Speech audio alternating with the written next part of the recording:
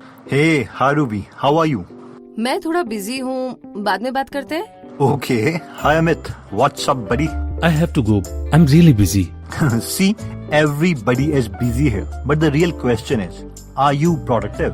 तो अगर आपको भी ऐसा लगता है कि आपके पास टाइम कम है, लेकिन आपकी लाइफ बहुत बिजी है, तो आज की ये वीडियो इसी टॉपिक पर है, जहाँ पर हम देखेंगे कि 21 दिन के अंदर अपने माइंड को हैक करके एक बिजी लाइफ से एक प्रोडक्टिव लाइफ कैसे जिए। इसके लिए हम काफी सोर्सेज का सहारा लेंगे, इंक्लूडिंग सर जॉन हार्ग्रेव की book mind hacking, how to change your mind for good in 21 days. So let's start. तो सबसे पहला स्टेप आता है एनालाइजिंग। अगस्त 3, 2012 में नासा के इंजीनियर्स को 7 मिनट के डर से गुजरना था, क्योंकि उस दिन एक रोबोटिक रोवर जिसका नाम क्यूरियोसिटी था, उसे मार्स प्लैनेट में लैंड करना था। इस प्रोजेक्ट में नासा ने $2.5 बिलियन स्पेंड करे थे।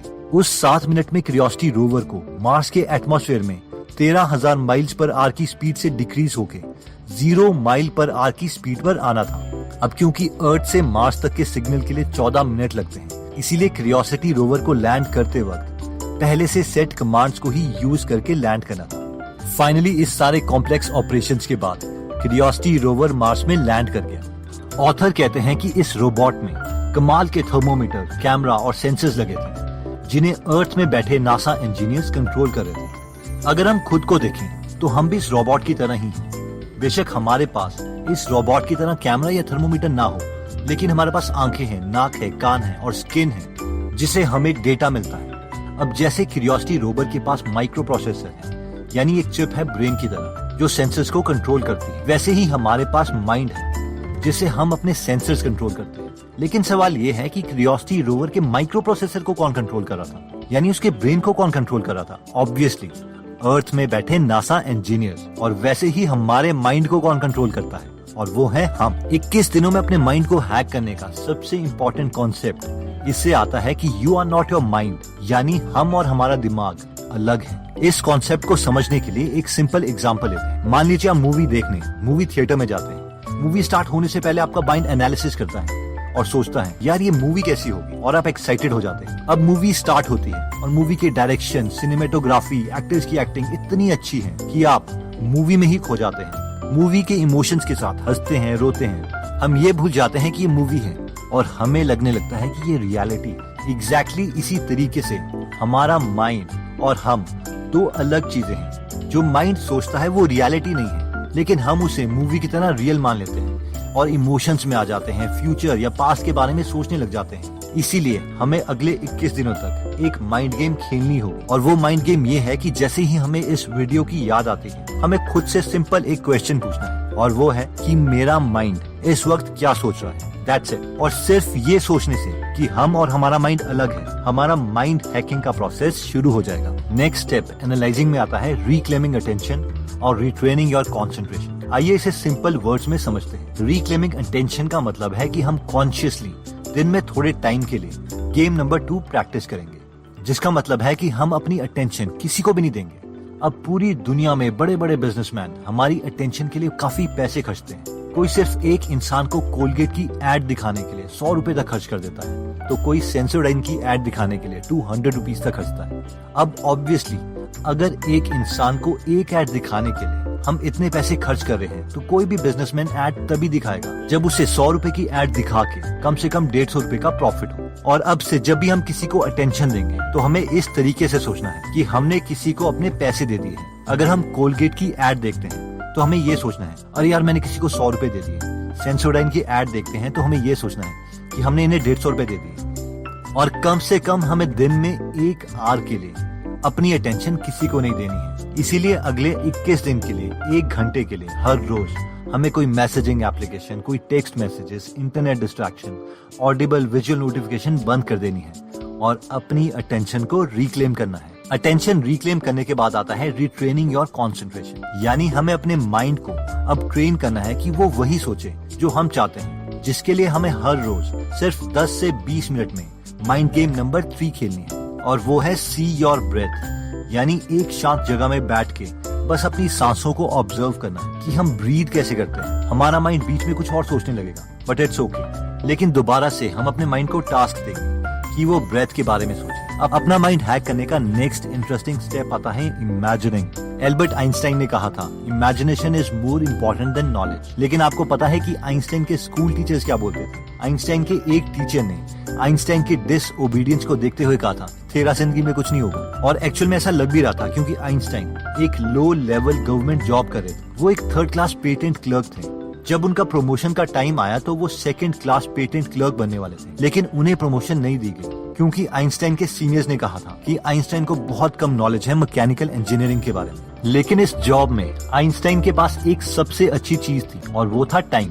और इस टाइम के साथ उनके पास था दुनिया का सबसे बड़ा टूल, इमेजिनेशन। आइंस्टाइन हमेशा अपने फ्री टाइम में लाइट के बारे में हमेशा इमेजिन करते रहते थे। क्या होगा अगर मैं लाइट के साथ ट्रैवल करूं? क्या होगा अगर मैं एलिवेटर से गिर जाऊं? और इस इमेजिनेशन की वजह से वो दुनिया के नंबर 1 फिजिसिस्ट माने जाते हैं। इसलिए जो भी चीज हम इमेजिन करेंगे हमारे साथ वही होगा। अगर हम इमेजिन करते हैं कि हमारी शादी अच्छी नहीं चलेगी तो वैसा ही होगा। अगर हम इमेजिन करते हैं कि हम एक अच्छी बॉडी शेप अचीव नहीं कर पाएंगे तो वैसा ही होगा। अगर हम इमेजिन करेंगे कि हम रनिंग में अच्छे नहीं हैं तो हमारी बॉडी वैसे ही रिस्पॉन्ड करेगी। अब कई लोग सोचेंगे कि यार ये तो बकवास है।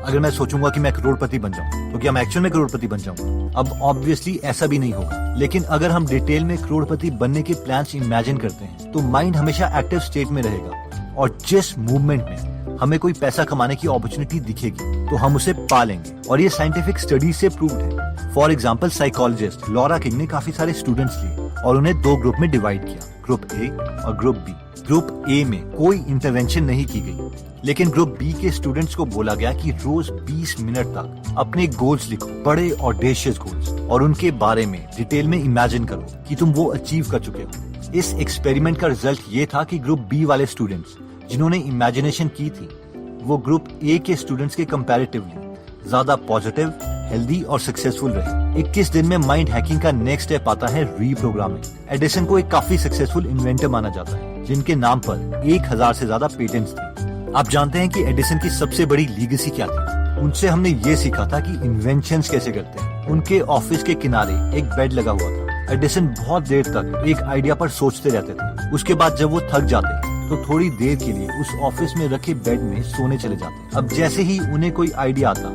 वो फटाफट बेड में उठते और उसे कागज में लिख लेते। उसके बाद वो अपने ऊपर वाले फ्लोर के ऑफिस में भागते और उस आइडिया से रिलेटेड रफ ड्राइंग्स बना लेते, जिन्हें वो रियलिटी में कन्वर्ट करना चाहते थे। इसके बाद वो रफ ड्राइंग्स साथ वाले कमरे में बैठे ड्राफ्ट्समैन के पास जाते, जो उन रफ ड्राइंग्स को फेयर करके बनाते थे। अगर उन ड्राफ्ट्समैन को कोई क्वेश्चन होता तो वो एडिसन से पूछ लेते।